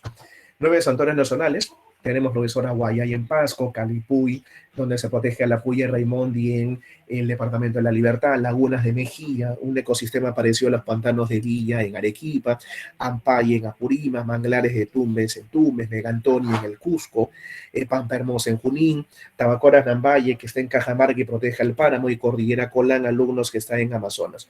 El santuario nacional más antiguo protege al bosque de piedras en Pasco, se llama Guayay, el santuario nacional más antiguo, desde el año 74. El más reciente en Amazonas es la Cordillera Colán, protege el bosque de neblinas en la frontera con Ecuador. El más grande es el de Megantoni, que está en el Cusco, protege al pongo de Mainique en la cuenca del río Urubamba. El más pequeño, alumnos, es el ecosistema en las lagunas de Mejía, en Arequipa, donde llegan aves migratorias, lagunas de Mejía. No olvidemos también al de Calipuy, los rodales, alumnos de las Puyas Raimondis en La Libertad se protege, Calipuy. Tenemos a Tabaconas Nambaye, protección del páramo en el departamento de Cajamarca, cerca de la frontera con el Ecuador. Tenemos a los manglares de Tumbes, el ecosistema del mangle en los esteros de la costa norte peruana. Tenemos también a Pampa Hermosa, protección, alumnos, de el famoso, el único cedro de altura que existe en el Perú, el Gallito de las Rocas, y que está incluido, muchachos, en la última reserva de biosfera que se ha creado en el Perú, la reserva de biosfera del Bosque Neblina Selva Central en el departamento de Junín, creado en octubre del año pasado. Tenemos en el Perú 6 reservas de biosfera. Y el bosque de la santuario de Pampa Hermosa es la única reserva de biosfera que no incluye un parque nacional por el momento. La reserva de biosfera, el Bosque Neblinas, Selva Central, es, alumnos, la única que no tiene un parque nacional en su interior. Solamente tiene un santuario nacional que se llama Pampa Hermosa. También tenemos a los santuarios históricos, que, como su nombre lo dice, Salón, son espacios, no son espacios naturales de protección donde han ocurrido gloriosos hechos del pasado. O sea, lugares naturales donde ocurrieron gloriosos acontecimientos del pasado. Cuatro santuarios históricos: Chacamarca en Junín, La Pampa de Ayacucho, La Pampa en La Quina, en Ayacucho, Machu Picchu en el Cusco y el Bosque de Poma, escenario de la cultura Sicán en Lambayeque. Chacamarca, alumnos, es donde se desarrolla en agosto de 1824 la famosa batalla de Junín, santuario histórico más antiguo. Bosque de Poma, protección de los espacios de algarrobales en Lambayeque, desarrollo de la cultura Sicán, Lambayeque, Bosque de Poma, el más moderno. El más grande es Machu Picchu, también el más visitado. Bueno, ya de por sí ya cada persona sabe la relevancia, la importancia de Machu Picchu a nivel peruano y a nivel mundial. Es casi casi un sello, ¿no? Si tú viajabas al extranjero, Perú, si hablamos del extranjero, de cada 10 personas en el extranjero, por lo menos 7 te dicen, ah, Perú, Machu Picchu, inmediatamente lo asocian. Es alumnos un emblema de nuestro país, una de las maravillas del mundo moderno, del mundo contemporáneo en el Cusco. Y tenemos, profesora, La Pampa y La Quina, ¿no? La Pampa y Ayacucho, ¿no? Donde un 9 de diciembre del año 1824 finalmente se desarrolla la batalla de Ayacucho, que sella con total, con total seguridad la independencia ya de las Américas, ¿no? Cuando ya se expulsa finalmente al invasor español de nuestro territorio. Profesor, el santuario histórico más pequeño, la Pampa de Ayacucho. Luego tenemos las áreas de uso directo. Son aquellos espacios donde el Estado, de manera racional, puede aprovechar y puede utilizar algunos recursos naturales bajo planes de desarrollo sostenible y en concordancia con la comunidad. Hay 6 categorías. Las reservas nacionales, que son 16 en total, es hoy, muchachos, las reservas nacionales en la categoría de NP que abarca más superficie en el Perú, la más extensa, y es la categoría de NP alumnos más numerosa, 16 en total. Gracias a Dorsal de Nazca, las reservas nacionales han pasado a los parques nacionales como las ANP que ocupan más superficie.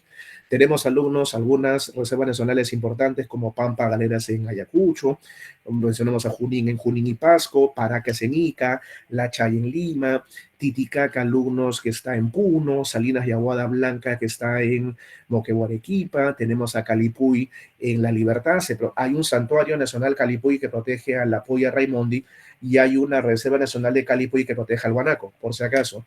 Pacaya Samiria que está en Loreto, Tambopata, que está en el departamento de Madre de Dios, Alpagoyo Michana, que está en Loreto, Tumbes en Tumbes, Maxés en Loreto, sistema de islas, islotes y puntaguaneras que abarca 8 departamentos, Piula, Lambayeque, La Libertad, Ancash, Lima, Ica, Arequipa y Moquegua. O sea, toda la costa menos los que está arriba, Tumbes, y el que está abajo, Tacna. Ya más fácil imposible. Toda la costa menos Tumbes y Tacna.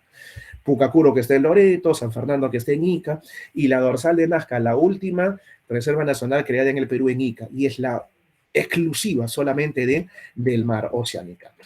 La más antigua reserva nacional, Pampa Galeras. Pampa Galera, profesora Bárbara de Aquiles, protección de la vicuña en Ayacucho, el hermoso ejemplar de nuestro escudo.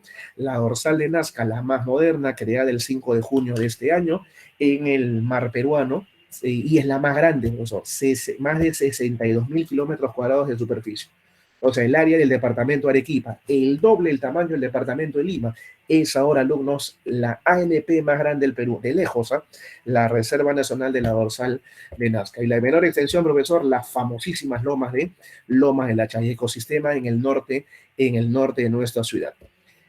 Profesor, y tenemos ahora los refugios de vida silvestre.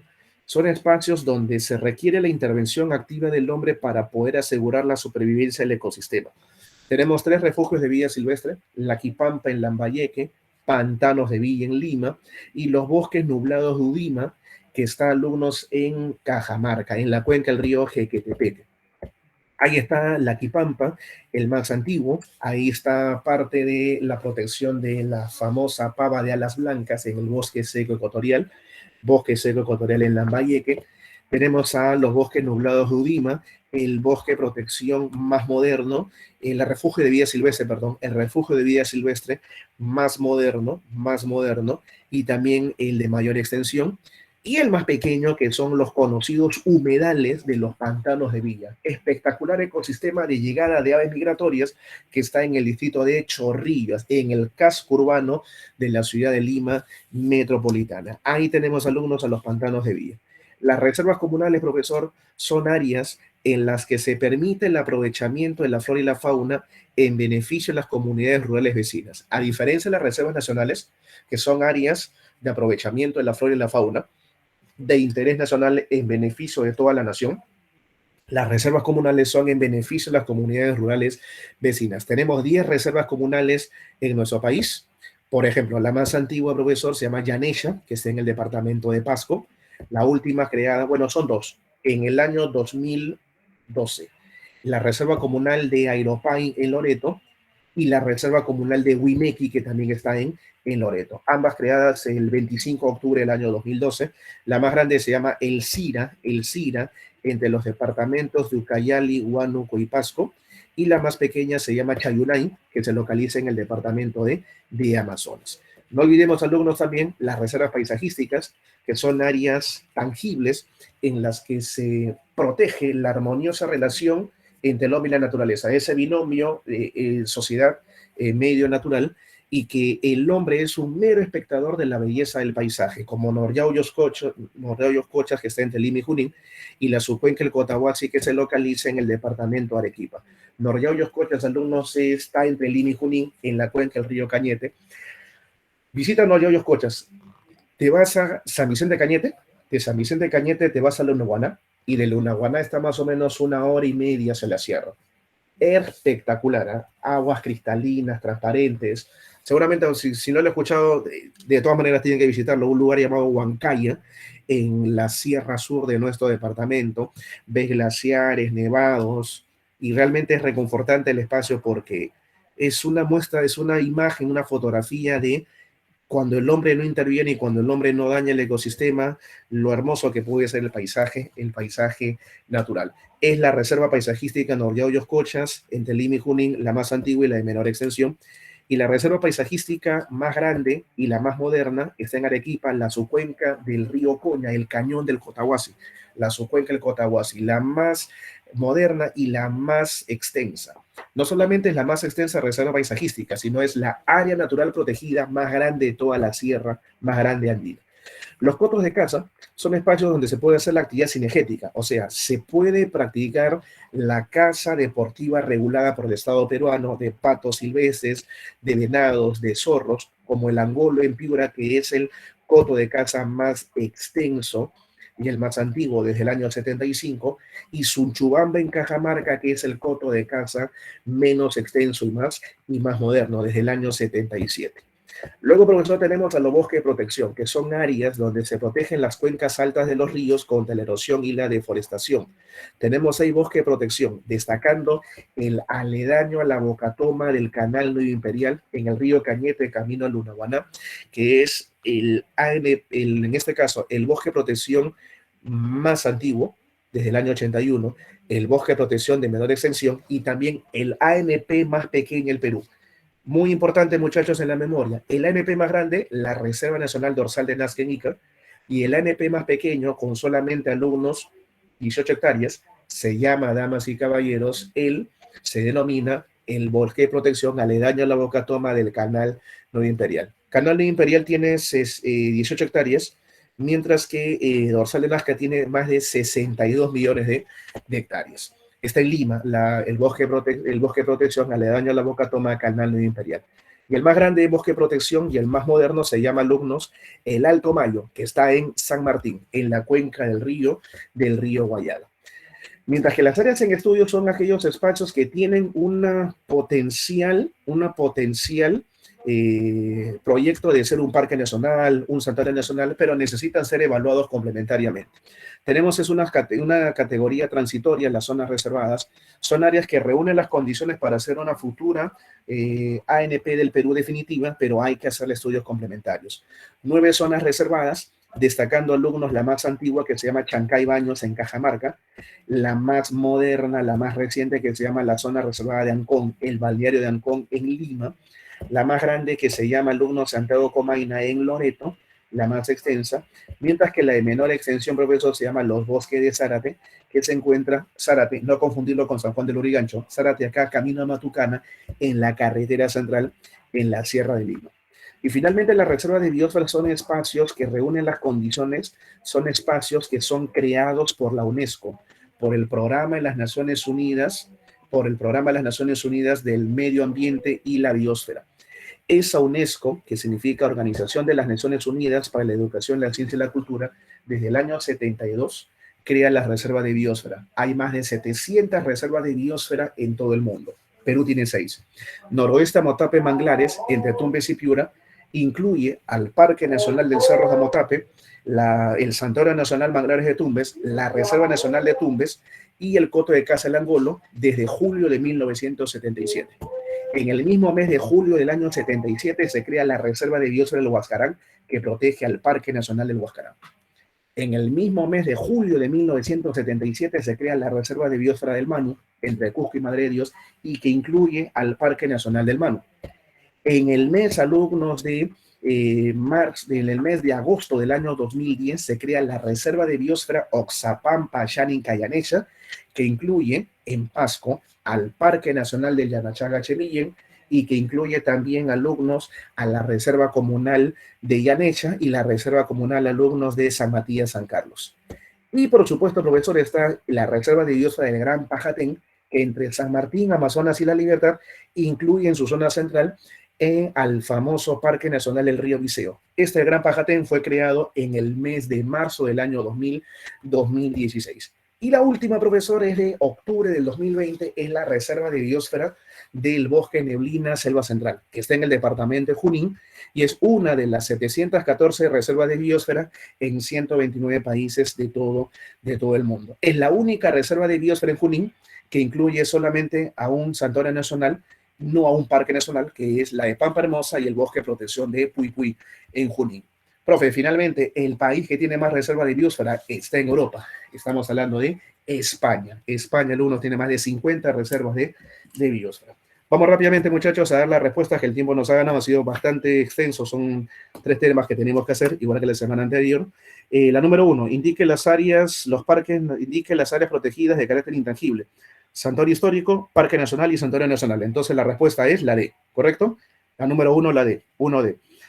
2. La desertificación constituye uno de los problemas más visibles. Esto se percibe por la pérdida de la capacidad productiva del suelo. Esto es pregunta de examen de admisión. La 2, la C. 2C. 3. Señale las consecuencias de la deforestación. La 1, verdadero. La 2, verdadero. La 3, verdadero.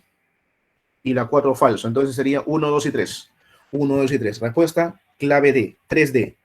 Número 4. Indique cuáles son las condiciones para que un territorio sea un NP. La 1, verdadero. La 2, falso. La 3, verdadero. Y la 4, falso. 1 y 3. Clave A. 4A, 1 y 3. 5. ¿Cómo se le conoce a en este caso, a la producción ecológica? Se le produce como biológica sí, sintética no, transgénica no, biónica no y orgánica sí. O sea, eso sería la 1 y la 5. 1 y 5, clave la D. 1 y 5, clave D. Clave D, 5D. La número 6, verdadero o falso. La 1, verdadero. La 2, falso. La 3, verdadero. La 4, verdadero. Y la número 5, que sería falso. Verdadero, falso, verdadero, verdadero, falso. Clave la D. 6D. La 7, otra de verdadero o falso. La 1, verdadero. La 2, verdadero. La 3, falso. Y la número 4, que sería falso. La clave sería entonces verdadero, verdadero, falso, falso. 7 la B, 7B. La número 8, no corresponde a las dimensiones del desarrollo sostenible. No corresponde a las dimensiones del desarrollo sostenible. Democracia sí, la 2 no, la 3 sí y la 4 sí. O sea, no sería parte de ello la alternativa 2. Solo 2, o sea, casa, solamente 2, casa. La número 8 C. La número 9, verdadero o falso. La 1, verdadero. La 2, falso. La 3, verdadero. Y la 4 sería falso. Entonces la respuesta sería verdadero, falso, clave, clave la B, clave la B, ¿correcto? Y la número 10, jóvenes, marque la relación incorrecta entre NP y localización. Lo incorrecto, Yanecha está en Pasco. Yanecha está en Pasco, no en Junín. Entonces la clave sería la letra D, Alternativa de Yanesha Junín. Yanesha está en Pasco, lo incorrecto. Listo, jóvenes, muchas gracias. Semestral San Marcos por la atención prestada. Cuídense mucho y ya nos estamos viendo en una próxima ocasión. Muy buenos días con todos, jóvenes de Semestral San Marcos, aula 116. Que les siga yendo muy bien en su semana y buen fin de semana para todos en su aprendizaje. Muy buenos días con todos. Buenos días. Buenos días, Luis. Hasta la próxima. Buen día con todos. Buenos días.